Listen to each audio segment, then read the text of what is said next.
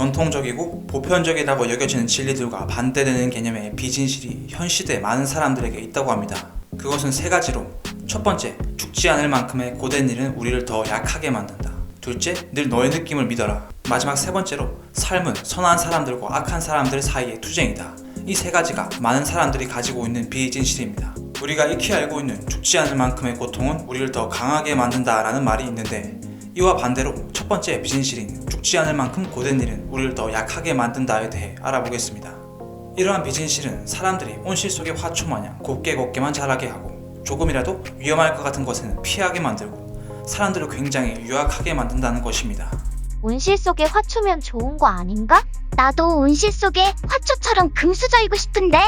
아니, 그건 케바케겠지만 어쨌든 그럼 어떤 일들이 있는지 자세히 들여다봅시다. 안전하지 않다고 느껴 보호하려는 요즘의 강박이 오늘날 사춘기 청소년들과 젊은 세대를 망치고 있다고 저자는 말합니다. 최근 대학가의 젊은 세대 사이에서 감정적인 면에서도 안전이 보장되어야 한다고 생각하는 사람이 많아졌습니다. 예를 들어 나와 견해나 가치, 사상이 다른 연설자나 강사가 학교에 초청되는 것을 반대하는 시위를 들 수 있습니다. 조금이라도 거칠게 대화가 이어지거나 논리적으로 주장하지만 그로 인해 상대방의 감정을 상하게 할 수도 있는 그런 주장을 하는 사람은 배려심이 없다고 여기며 배척하거나 학우들을 보호한다는 명목으로 토론회나 연설에서 그러한 연사를 참석하지 못하게 하려는 움직임들이 많습니다. 진짜 너무하네. 이건 억지 아닌가? 어떤 말이나 생각들이 자신들을 위험에 빠뜨릴 수도 있다고 생각해 그것을 내 앞에서 없애버리려고 하는 안전주의 문화는 젊은이들이 길러야 할 단단한 마음을 약하게 하고, 그들이 경험해야 할 것들을 박탈해 그들을 더욱 유약하고 불안한 존재로 만들고 있는 것입니다. 두 번째 비진실은 감정적 추론의 비진실입니다. 이는 내가 현재 느끼고 있는 감정이 나를 둘러싼 현실을 해석하는 식으로 작동하는 것입니다. 사람이라면 누구나 가끔씩 겪을 수 있는 게 감정적 추론과 같은 인지 왜곡인데, 문제는 그러한 인지 왜곡이 너무 만연해 있어 다른 사람의 발언이나 행동을 공격적이고 우리에게 해를 끼치는 것이라 해석하는 사람이 많아졌다는 것입니다. 진리와 지혜로움을 추구한다는 대학의 이름이 무색할 만큼 많은 학생들이 이러한 왜곡에 빠져 있다고 합니다. 미세공격이라는 개념이 대학가를 비롯한 사회에서 등장하고 있는데, 이 미세공격의 뜻은 우리의 일상에서 짧은 순간에 다반사로 일어나는 언어적, 행동적, 환경적 차원의 멸시, 유색인종 등 다른 집단을 상대로 적의, 경멸감 혹은 부정적인 뉘앙스의 폄하와 모욕을 하는 것이라고 합니다. 그런데 이 미세공격에 우리가 의도치 않은 일 혹은 그저 우연히 일어난 일까지 포함시키고 해석해버리는 경우가 많습니다. 그저 감정적으로 대처하는 경우가 많은 것이죠. 우연히 당신이 어떤 말이나 행동을 했는데 그것이 어떤 집단의 구성원에게 공격이 되는 상황이 되었을 때, 만약 당신이 그들을 미워하거나 악의를 품은 게 아니라면 당신을 편견을 가진 사람이라고 우리는 쉽게 규정할 수 없을 것입니다.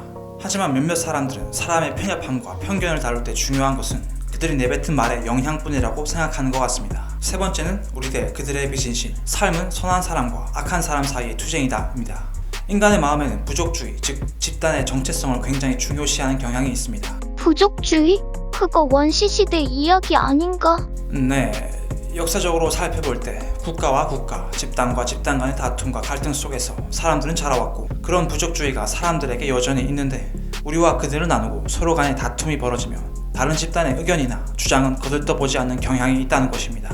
정체성 정치라는 말이 있는데, 이는 인종, 성별 같은 집단적 특성에 따라 사람들을 결집해 정치적으로 동원하는 것을 말합니다. 집단들의 목적 달성을 위해 연합하는데, 이 정체성 정치는 인간이 가지고 있는 부족주의의 스위치를 작동하게 만들어 우리대 그들을 나누고 공공의 적을 만들어 싸우게 하는 모습도 보일 수 있습니다. 최근에 이 공공의 적 정체성 정치가 증가하고 있습니다. 좌파 대 우파의 갈등부터 백인을 인종차별주의자이자 특권 집단으로 비난하는 극단적 집단과 반대로 신나치를 중심으로 유색인종이 사라져야 한다고 주장하는 백인 집단의 다툼도 있습니다. 그리고 성별 간에 벌어지는 다툼도 있죠. 이런 다툼은 결국 혐오와 분열을 만들고 극단적인 폭력으로 연결되기도 하면서 결국 부상자와 사망자까지 만들어내게 되었죠. 공공의 적 정체성 정치, 그리고 앞서 살펴본 미세공격 훈련이 결합되면 가해자 지목 문화가 발달합니다. 가해자 지목 문화란 누군가가 자신에게 가한 공격을 찾아낸 뒤 그것을 내세워 가해자를 공개적으로 지목하는 것을 말합니다. 특히 이 가해자 지목 문화는 소셜미디어에 많이 드러나는데, 가해자를 지목함으로 자신이 깨어있는 시민인 것처럼 미덕을 티내는 것이 SNS상의 많은 사람들에게 보일 수 있고, 또한 자신의 익명성이 보장되기 때문입니다. 도덕적 우월감을 느끼면서 마치 내가 정의를 구현한 듯한 착각에 빠지게 하죠. 이렇게 세 가지 비진실인 유약함의 비진실, 감정적 추론의 비진실, 우리대 그들의 비진실을 살펴보았는데, 이런 세 가지 비진실이 우리 현실에서 어떻게 일어나고 있는지를 더 살펴보도록 합시다. 중세 유럽 및 미주에서 일어나던 마녀 사냥이 지금 현실에서도 일어나고 있습니다. 그거 엄청 무서운 거 아냐? 이 마녀 사냥의 특징이 있는 대표적인 사례가 에버그린 대학교 사건입니다. 이 사건은 에버그린대에서 해왔던 전통 행사 중 하나인 부제의 날 행사에 대해 한 교수가 염려를 담아 쓴 이메일이 발단이 되었습니다. 에버그린대는 평소에도 진보적인 성향의 일들을 많이 한 것으로 유명했고 이 행사 역시 그 중에 하나라고 할 수 있는데, 이 부제의 날은 해마다 특정 하루는 유색인종 교직원과 교수들 그리고 학생들까지 학교에 나오지 않음으로써 사람들에게 그들의 부제를, 나아가 그들이 조직에 얼마나 큰 기여를 하는지를 느끼게 하자는 취지의 행사였습니다. 그런데 행사를 조직한 사람들은 본래의 방식에 살짝 변화를 주기로 결정했죠. 평소처럼 유색인종에게 자발적으로 학교에 나오지 않을 기회를 주는 좀 전의 방식이 아니라 이번에는 백인 학생들과 교수들에게 캠퍼스에 아예 나오지 말 것을 요청하기로 한 것입니다. What the fuck? 이에 생물학과 교수인 브렛 와인스타인이 우려를 표명했습니다. 모두가 공유하는 공간에 어떤 집단이 자신들의 자발적인 뜻에 따라 나오지 않게 함으로 그들 역할의 중요성을 부각시키는 것과, 그리고 모두가 공유하는 공간에 그 외에 다른 집단은 나오지 못하도록 분위기를 조성하는 것에는 분명히 엄청난 차이가 있습니다. 말할 권리 혹은 존재할 권리는 절대로 피부색을 근거로 삼아서는 안 되며, 백인 학생이나 교수 중에는 분명 그 행사의 구조나 방식을 지지하지 않아 당일에 학교에 나오기로 한 사람도 있을 수 있는데, 그런 사람들이 괜히 인종차별주의자라거나 행사의 목적을 지지하지 않고 반대하는 부정적 이미지로 비칠 수 있다는 것이죠. 그 부제의 날 행사는 별탈 없이 지나간 것처럼 보였습니다. 하지만 한 달 뒤 갑자기 와인스타인이 강의하던 교실문으로 다인종 집단 학생들이 몰려와 교수에게 욕을 퍼부으며 인종차별주의자라 하였고 우리에게 사과하라 요청하면서 교수직에서 사퇴하라며 주장하며 마녀 사냥을 했습니다. 그러나 와인스타인 교수는 자신의 이메일 어느 곳에도 인종차별하는 것이 있었다고 동의할 수 없었고 그들의 요구를 받아들이려 하지 않았습니다. 와인스타인 교수를 옹호하는 교수들도 있었지만 대부분의 교수들이 그것을 공개적으로 드러내길 두려워하여 지지하는 모습을 보일 수 없었다고 합니다. 시위는 시간이 지나도 사라지지 않았고 테이저건과 방망이로 무장한 학생들이 캠퍼스를 배회하며 시위하였고 몇몇 학생에게는 폭력을 행하는 일도 있었습니다.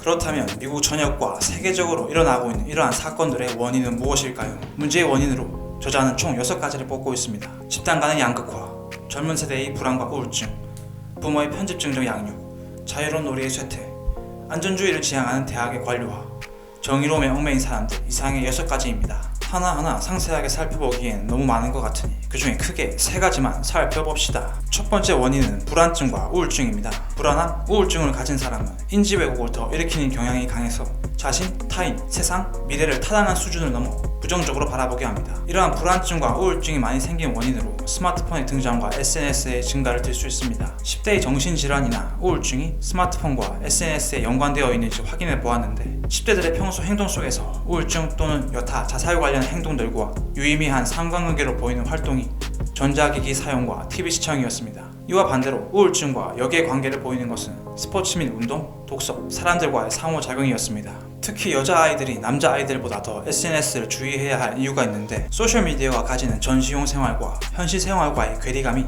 남자들보다 여자들에게 더 영향을 끼치기 때문입니다. 여자들이 남자들보다 어디에 끼고 못 끼고와 같은 소속감에 더 예민하게 반응을 하는데, SNS 사용의 증가로 나를 빼고 다른 친구들이 함께 있는 사진을 보게 되는 경우 그런 모임이 있었는지 알고 모르고의 여부를 떠나서 소외감과 외로움을 느낄 수 있고, 다른 사람들과 행복하게 보이는 관계를 보거나 그런 것이 심해지며 따돌림을 당하는 것 같다고 느끼는 여성들도 생기게 됩니다. 또한 남자아이들이 육체적인 것에서 공격적인 것에 비해 여자들은 인간관계에 있어서 공격적인 성향을 보입니다. 특히 다른 사람의 평판을 무너뜨리는 것을 공격으로 삼는다는 것입니다. 악플 달기, 뒷담 까기, 돌려서 까기, 요우짓하기 등등이 있죠. 소셜미디어에서는 이런 것들이 너무 쉽게 일어나기 때문에 여자아이들은 더 많은 공격 환경에 노출됩니다. 또한 소셜미디어는 인위적으로 보정한 사진들을 통해 다른 사람들의 화려하고 예쁜 삶과 나 자신의 현실을 비교하는 경향을 강해지게 만듭니다. 그리고 이제 성형수술의 기준이 유명하고 예쁜 연예인이 아닌 필터링을 통해 바꾼 자기 사진이 되기도 합니다. 와우, 이건 좀 심한데. 공부만 하고 놀지 않는 아이가 바보가 될까요? 아니면 놀기만 하고 공부하지 않는 아이가 바보가 될까요?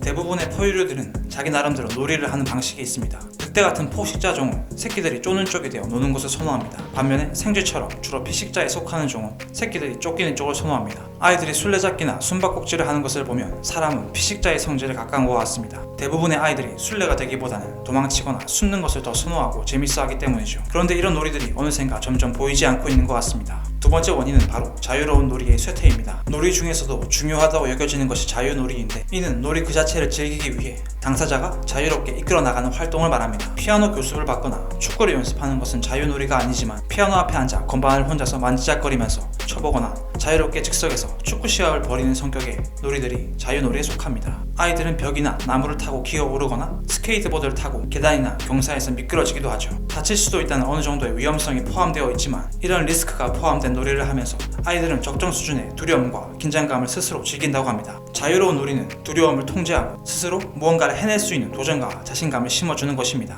안전에 대한 조심으로 인해 자유로운 놀이와 친구들과의 시간을 잃어버린 아이들은 청소년, 성인이 되었을 때 신체 능력이나 사회성이 떨어지고 우울증과 자신감 상실을 겪게 될 가능성이 클 수밖에 없습니다. 미국에서도 우리나라의 스카이캐슬 같은 명문대 입시 부정 사건이 있었습니다. 미국에서도 명문대 진학을 위해 각종 비리가 일어나는 것인데, 아이들이 이런 놀이를 많이 할 수 없게 된 또 다른 원인으로는 높아진 학구열을 비롯한 대학 입시에 대한 열풍을 들 수 있습니다. 특히 미국 내 중산층 이상 가정의 자녀들은 어릴 때부터 학년이 올라갈수록 명문대 진학을 비롯한 학업에 대한 압박을 받고 있습니다. 이런 과정을 거친 아이들이 청소년기를 거쳐 대학에 진학한다면 똑똑하고 공부를 잘하는 어른이 되어 학업적인 면에서는 만반의 준비를 갖추었을지 모르니, 사회생활을 비롯해 사람과의 관계 맺음 등의 일상을 제대로 살아갈 준비는 별로 되어 있지 않은 것이죠. 지금까지 세 가지 비진실과 그것들이 어떻게 우리의 현실에서 작동하고 있는지를 살폈고, 그런 비진실을 끌어안게 된 원인들을 살펴보았습니다. 많은 사회학자, 교수, 철학자, 정부 관계자들이 서로 간의 연구와 실험을 통해 발견한 사실들을 허심탄회하게 토론하고 검증하는 과정을 거칠 때에야